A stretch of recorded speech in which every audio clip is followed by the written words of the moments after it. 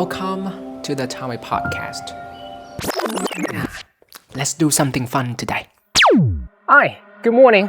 This is Tommy, and welcome back to the Tommy Podcast.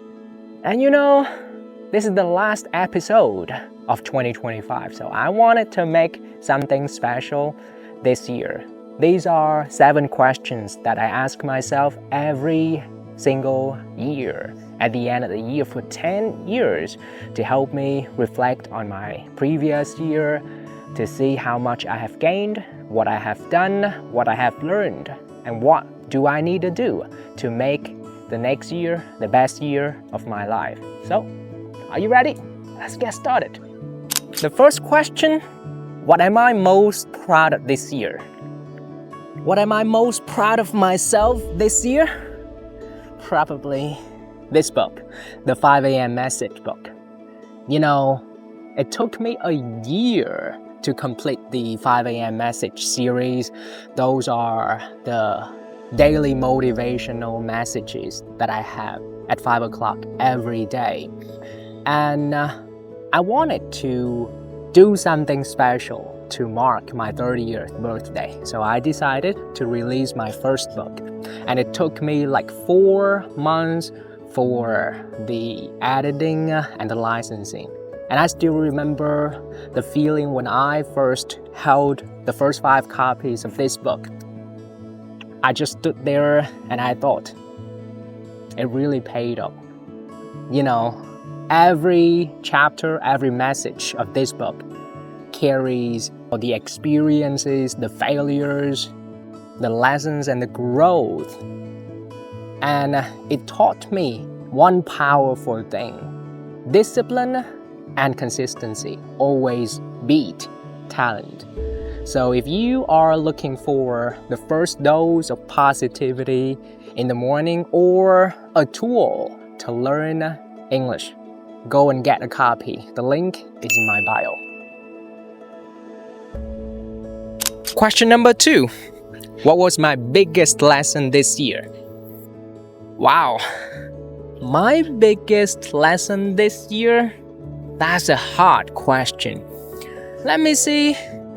So I think there was one of the lowest moments of my 2025. Earlier this year, my family and I renovated our house. That's a part of Little Simon's plan. And we chose the contractor that we trusted. But after a month, I found out that he tried to take advantage of the situation. He tried to cut corners and he broke trust. And that makes sense. I was angry, I was disappointed, and especially hurt. But, at the end of the day, the situation taught me 2 lessons. Lesson number 1, no matter how good you are to people, they won't always treat you the same.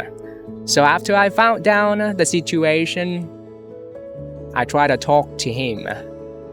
But when I realized that, that couldn't change, I stopped working with him. Because I know that I can't change.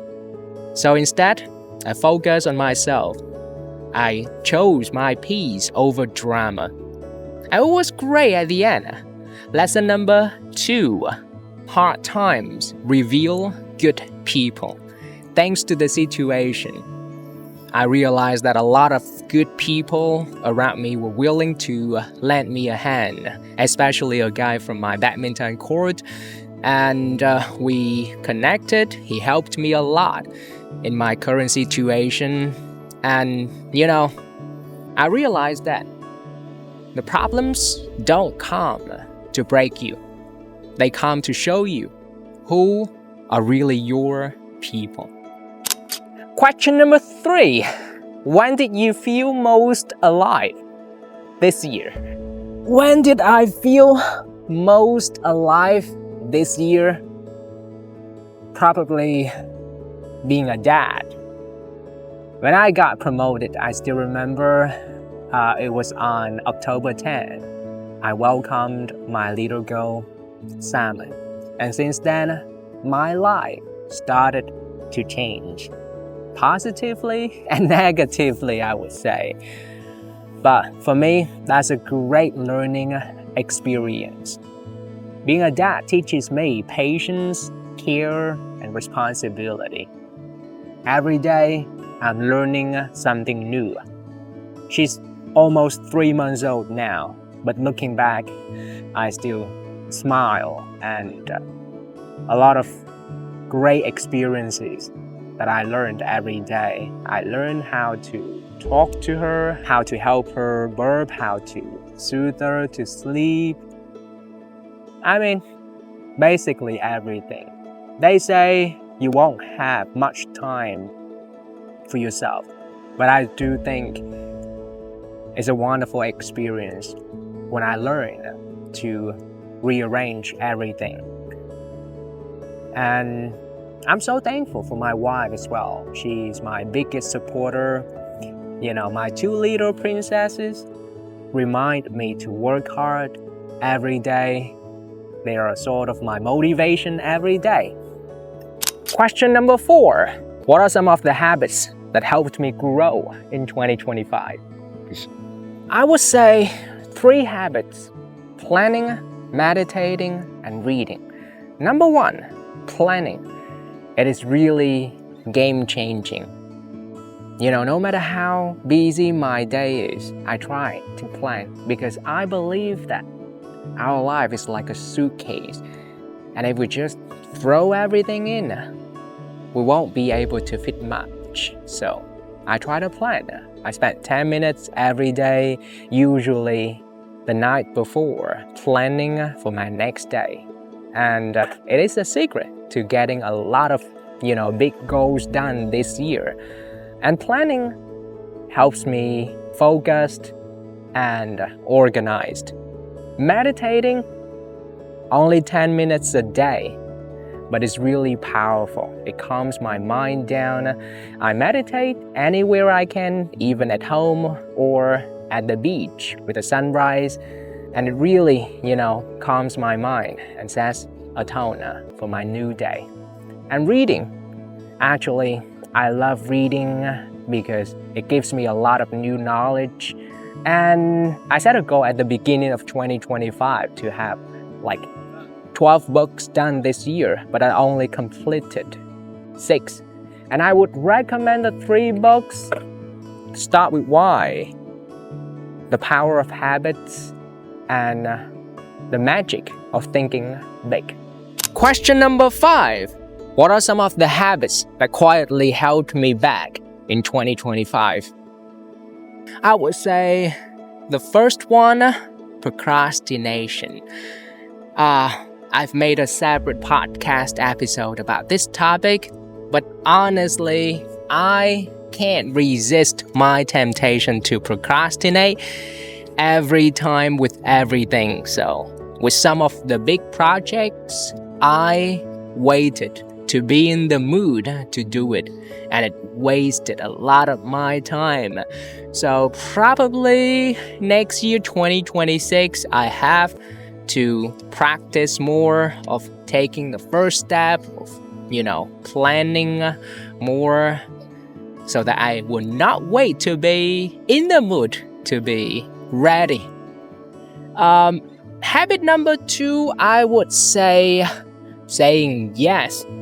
I was always afraid of upsetting other people when I said no. So sometimes I try to say yes, and it consumed a lot of my time, honestly. So I hope in 2026, I can learn to say no more often. Because I believe that when I say no to other people, I actually say yes to myself. Question number 6. What do you want more next year? What I want more next year, I would say 2 things. Family time. I don't wait to be free to see them. I'll make time to see my family because I know that they're important. I don't want to feel regret later.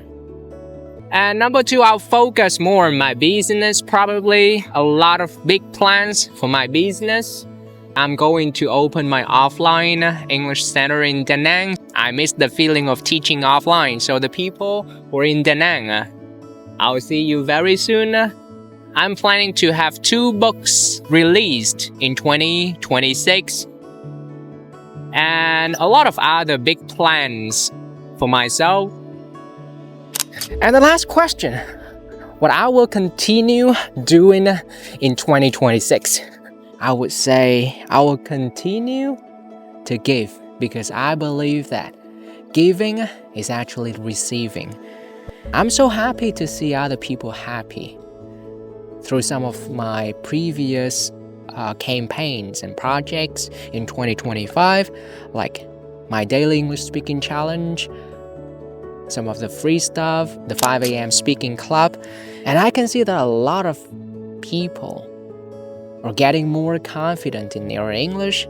Their lives get so much better thanks to some of my stuff, and that is something made me so proud of myself also.